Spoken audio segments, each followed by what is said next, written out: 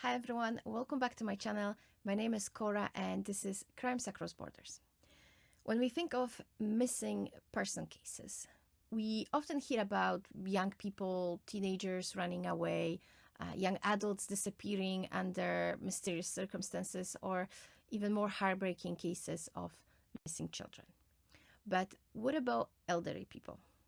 It's not something we talk about as often, yet their disappearances can be just as baffling or frustrating, sometimes even more so because they are often dismissed as simply getting lost or confused. And that's exactly what makes today's case so frustrating to me.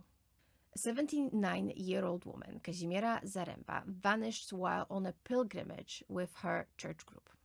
She was surrounded by people who were supposed to be looking out for each other, but instead of immediate action, some concern, or, well, anything, her disappearance was met with indifference, delays, and lack of urgency that honestly I cannot understand. Kazimiera Zaremba was 79 years old at the time of her disappearance. She was a widow living in a medium-sized city in central Poland. She had a big family, kids, grandkids, and she wasn't isolated. She was active, independent, and still full of life. People described her as a warm and kind, the kind of person who was always willing to help others. She wasn't someone who seemed frail or confused. She was sharp, aware, and fully capable of taking care of herself. She had a strong religious faith as well, which was a big part of her daily routine. She was participating in many church events, she was attending local pilgrimages, she liked to stay busy. Kazimiera wasn't just involved in her local church. She had a close friendship with a young priest who often visited her at home, Piotr Kotes. He was also active in many church events and was well known in their community. He was generally liked. People saw him as a dedicated and deeply involved in religious life. He was organizing pilgrimages and other faith-based gatherings. He and Kazimiera had formed a bond over the years. He would come by her house frequently, sometimes just for a chat, sometimes to discuss church matters or offer spiritual support. From what we know, Kazimiera trusted him, and their connection was one of faith and mutual respect. A lot of people mentioned that he was like a son or grandchild for her. It was actually this priest who first told her there will be a pilgrimage to Lithuania. And at first, Kazimiera wasn't sure if she will go, but he encouraged her, saying it would be a beautiful experience, one that she wouldn't regret. If you are not familiar, pilgrimages are pretty common in religious communities. They are not just about sightseeing, they are spiritual journeys meant to deepen faith and provide a sense of connection for something greater. And for Kazimiera, this trip was supposed to be just that, a meaningful experience surrounded by like-minded people. Vilnius is a city in Lithuania. It has significant meaning for Catholics, particularly because of the Gate of Dawn. It's a home to an iconic painting of the Virgin Mary, and many people believe it has miraculous properties. Pilgrims travel from all over the world to pray there, and for Polish Catholics, this connection to Vilnius runs deep. Before World War II, Vilnius was actually part of Poland, and many Polish families still feel a strong cultural and historical tie to this city. The pilgrimage was organized by a local church group, which is important to note because it means she wasn't traveling alone. She was with a group of people who shared her faith, her interests, and in theory were supposed to be looking out for each other. The trip involved traveling by bus, staying in accommodations arranged for the pilgrims, and visiting key religious sites in and around Vilnius. Kazimiera's family wasn't exactly thrilled about her going on this trip.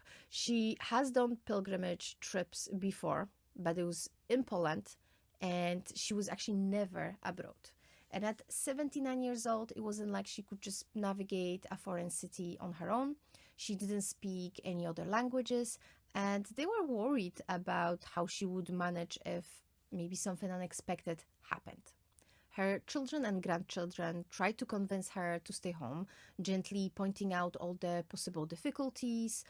It wasn't that they didn't want her to enjoy herself, they just knew how overwhelming it could be to travel to another country, especially with a group of people she technically didn't know that well.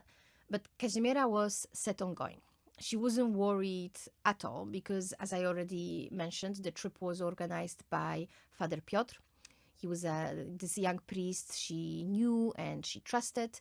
He had been visiting her regularly and had already been involved in many church events. He encouraged her to join, reassuring her that everything was well planned and that she would be taken care of. And to Kazimiera, that was enough. She had faith in him, and that was all reassurance she needed. Her family, on the other hand, still had their doubts. But in the end, Kazimiera was an adult. There was nothing wrong with her. There was no reason she couldn't make a decision like this on her own. So they just had to accept her decision, hoping that everything would go smoothly. The trip began early on the morning of Friday, September 28, 2012. A family member drove Kazimiera to the meeting point where she joined the group of pilgrims traveling by bus. Their destination was Vilnius, Lithuania, over 600 kilometers away. Because of the long distance, the journey was split into two parts. The group departed from Bełchatów, it's a city in central Poland, and after about 5 hours on the road, they arrived in Augustów. It's another city in Poland near the Lithuanian border. The plan was to stay overnight and continue the final 3-hour drive to Vilnius on Saturday morning. At the start of the trip, Kazimiera sat at the front of the bus, right next to Father Piotr. She was in high spirits, visibly excited and proud to be part of this pilgrimage. But after just 7 kilometers, the bus stopped to pick up 2 more passengers. There were 2 young women. And at that point, Father Piotr asked Kazimiera to move to the back of the bus so the 2 new arrivals could take her seat. Now, here's where the things get a little strange. Who were these 2 women? I couldn't find any solid information on them. Were they just random hitchhikers the group agreed to give a ride to? Or were they actually part of the pilgrimage and they were just joining at a later stop? Either way, this small incident deeply upset Kazimiera. According to other passengers, she had expected to sit beside the priest for the entire trip, and when she was asked to move, she felt disappointed and visibly distressed. Once they arrived at their overnight stop, there were no planned activities. The group was supposed to rest up before their big day in Vilnius, but Kazimiera's roommate noticed something was off. She later recalled that Kazimiera seemed agitated and upset, repeatedly talking about wanting to go back home, and I think at one point she even got dressed and was kind of trying to leave in the middle of the night. Despite noticing her distress, no one reported it to the organizers. The other women in her room stayed awake for most of the night, worried that Kazimiera might actually leave on her own, but she didn't, and they haven't really done anything else about it. The next day, on the 29th of September, the group finally arrived in Lithuania. Their first stop was a tiny city of Trakai. It's a picturesque town known for its medieval castle. Here, they were joined by their local tour guide, a woman who also spoke Polish. Right away, the guide noticed Kazimiera. Something about her stood out. She seemed distracted, often walking in the opposite direction from the group and just behaving maybe a tad strangely. Other pilgrims even told the guide that Kazimiera needed to be watched because she had memory problems. Now, I have no idea what these comments were based on, because Kazimiera's family repeatedly insisted that she had no such issues before the trip. She had never been diagnosed with dementia or any other cognitive disorder.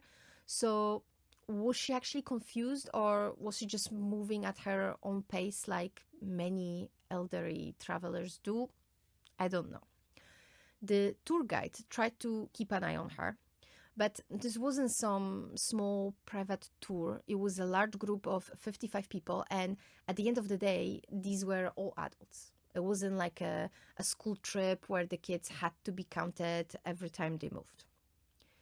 After visiting Trakai, the group finally arrived at their main destination, Vilnius. The main goal of the trip was to see the Gate of Dawn and its famous chapel built in 1829. This is an incredibly important place for Catholic pilgrims. For many believers, visiting this site is a once-in-a-lifetime experience. And for Kazimiera, this was the highlight of the trip. She had talked about it for months, how she couldn't wait to pray there. She was extremely excited to attend the mass that was planned for the afternoon.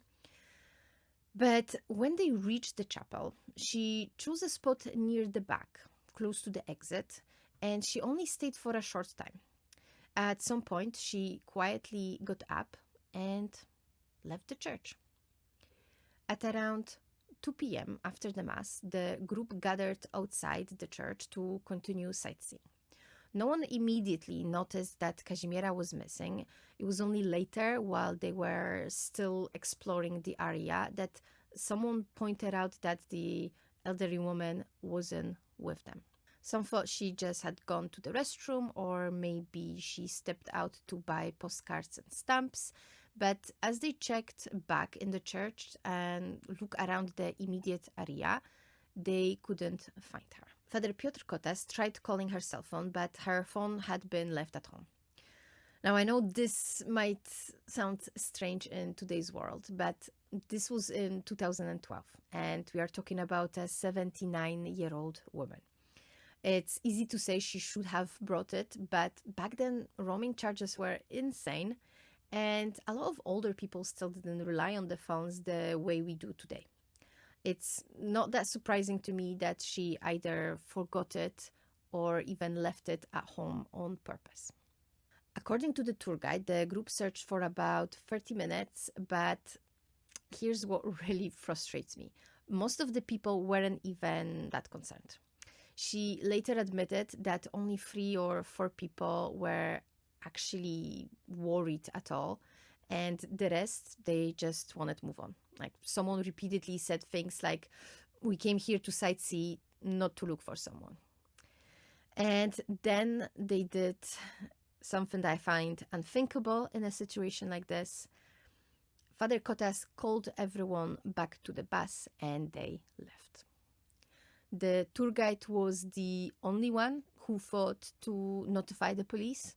She called the local precinct and kept following up throughout the day, checking if there's any news.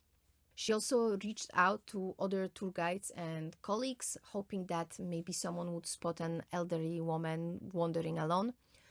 Meanwhile, the rest of the group just moved on.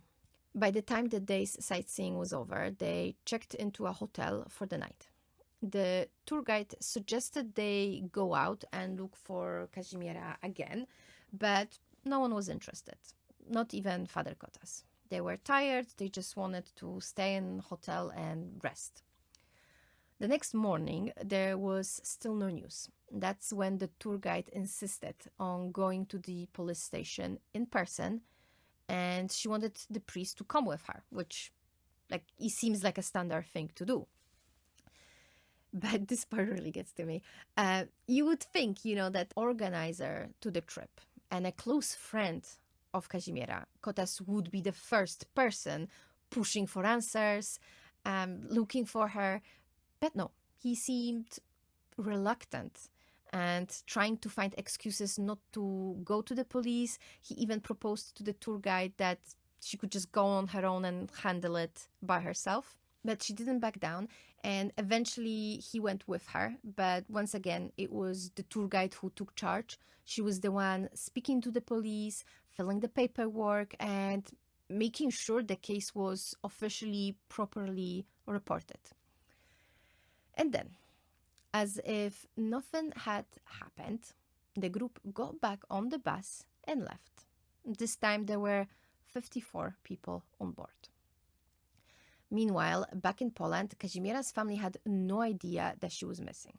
It wasn't until later that day, on Sunday, that the family found out that their mother and grandmother is missing. They started acting immediately. They contacted the Polish embassy in Lithuania and tried to report her missing to the Polish police as well. And the Polish police, they were told they had to wait 24 hours before they could officially file a missing report. But the embassy started acting quite quickly. They were actually shocked. They couldn't believe that it was Kazimiera's family contacting them, not the priest, not the tour company, not anyone from the group. During the investigation, Lithuanian police discovered multiple sightings of Kazimiera after she went missing. The first, and honestly the most infuriating one, was near the chapel. Surveillance footage captured her in the parking lot, trying the doors of different vehicles. And this was just an hour after the group left. If they had searched just a little longer, they probably would have seen her. If the priest had bothered to wait just a bit more, that bus would have left with 55 passengers as it was supposed to. The next confirmed sighting came hours later at a gas station about 6 kilometers away. It was around 3 in the morning on Sunday. Her family says they don't think she could walk that much on her own on foot, but police couldn't find any evidence that she took public transport, and no one came forward saying they gave her a lift at night. So the surveillance footage shows Kazimiera at the gas station, still wearing her coat, her glasses, and carrying her bag. She wasn't panicked, at least didn't look like it. She wasn't asking for help. She was trying to buy chamomile tea. The gas station workers later said she seemed normal, but they struggled to explain to her that they didn't sell chamomile. And after a bit back and forth, they managed to explain it, and she simply left. Her family later explained that Kazimiera often drank chamomile tea when she was feeling stressed or unwell. She knew it works well for her. And I find it quite heartbreaking to think that instead of seeking help, she was focused on finding something familiar, something comforting. I came across an interesting explanation from a psychiatrist who works with organizations that helps with missing person cases in Poland. He said that as people age, their brains don't always react to the stress the way we would expect. And instead of recognizing danger and seeking help, they sometimes fixate on routines. They might look for some small familiar habits that make them feel safer and in control. So I guess that could explain this bizarre search for chamomile. And of course, a trip abroad, the exhaustion of travel, the confusion of being left behind, maybe it was all just too much. Maybe instead of realizing she was lost, Kazimiera was just trying to calm herself down the only way she knew how. And then finally, the last confirmed sighting of Kazimiera was around 9 in the morning near the gas station area. She was seen approaching a janitor near some buildings, seemingly trying to talk to him, but he kind of ignored her. When the police later tracked him down, he said she had simply mentioned that it was cold. He hadn't realized she was lost, so he didn't think much of it, and unfortunately he didn't offer any help. Surveillance footage from that moment shows that by this point, Kazimiera no longer had her jacket, bag, or glasses. She was seen wandering towards a parking lot, trying a few car handles, and then walking away. And that was the last time we could see her. Meanwhile, the tour guide was still searching. She quickly found a shop where Kazimiera had apparently bought some postcards. The shopkeeper said Kazimiera had wanted to buy stamps as well and had been directed to another store. But unfortunately, that lead went nowhere as well. The search for Kazimiera lasted for weeks. Both Polish and Lithuanian media picked up the story, and her face was seen on posters and flyers all over the area. The Polish community in Vilnius and embassy got involved as well, and everyone was hoping that someone had seen her. But unfortunately, no one had. Her family provided the DNA of Kazimiera to the police, which has been checked against unidentified missing person cases over the years. But in the 13 years since she disappeared, there has been no news. If Kazimiera is still alive, today she would be 91 years old. Now you might be wondering what had happened to Father Kotas. Well, just a few days after the trip, he showed up at Kazimiera's family home, not to offer condolences or maybe take some kind of responsibility, but just to return the things she left on the bus. And apparently he only came because one of the family members kept calling the parish and insisting to see him. He wasn't planning to do it on his own. And when the family confronted him, demanding answers, his response was as cold as it was infuriating. He told them they had waited 15 minutes before leaving because they had a busy schedule. Kazimiera was an adult. If she went missing, it was because she wanted to. He even said she didn't have to go on this trip in the first place. And in his opinion, she had been acting normal and fine during the whole trip. That's it. So much for years of friendship. From what I gathered, that was the only conversation they ever had with him. After that, he refused any further contact with the family or with the media. Not long after, he was transferred to another parish, and eventually he was even promoted to a head priest. His friend Kazimiera Zaremba vanished without a trace.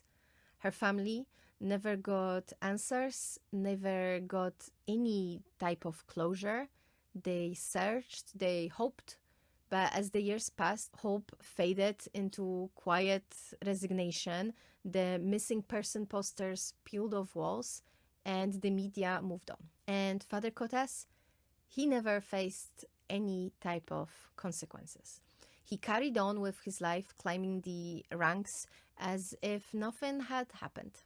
In the end, no one was held responsible. The police in Poland investigated whether the organizers had been negligent, but the prosecutor's office refused to open a case. Legally, no charges could be brought against them. Kazimiera was left behind. The bus drove away without her, and yet no one was to blame. Well, at least not officially. I'm not saying that there's a definite blame in the organizers, the priest, or the people that were there, but I don't know, maybe I'm silly and naive, but in my opinion, you would expect that the priest that you know for years, that you're so close to, that you call him your friend, someone, it wasn't just completely random stranger. You would expect that this one person would have your back, especially that we are not talking about just a completely random person. We are talking about someone whose job it is to take care of people, to be compassionate, to, spread mercy and all that. He literally took his vows to help people, and yet he couldn't even stay a little bit longer looking for his friend. So I find it frustrating, and I cannot even imagine how the family must have feel, especially knowing that they were trying to convince Kazimiera to stay, but she was so sure she should go that it would be fine because of his influence that it just makes me so annoyed right now. But yeah, that's basically it. There's no other new information. There are not a lot of hopes, to be fair, that there will be any resolution to this case. I do find it quite curious that, even the worst case scenario that you could imagine, that Kazimiera is no longer alive, that something happened to her straight away. I do find it curious that the police never recovered her remains, that they never find it. We're not talking about some jungle somewhere with lakes and whatnot. We are talking about busy touristic city. I can see how people can go missing, but in this case, I don't know. It's just kind of strange to me. Anyway, if you found this story as frustrating as I did, let me know in the comments. And if you want to hear more cases like this, don't forget to like, subscribe, and hit the notification bell. Stay safe, and I will see you in the next one. Bye.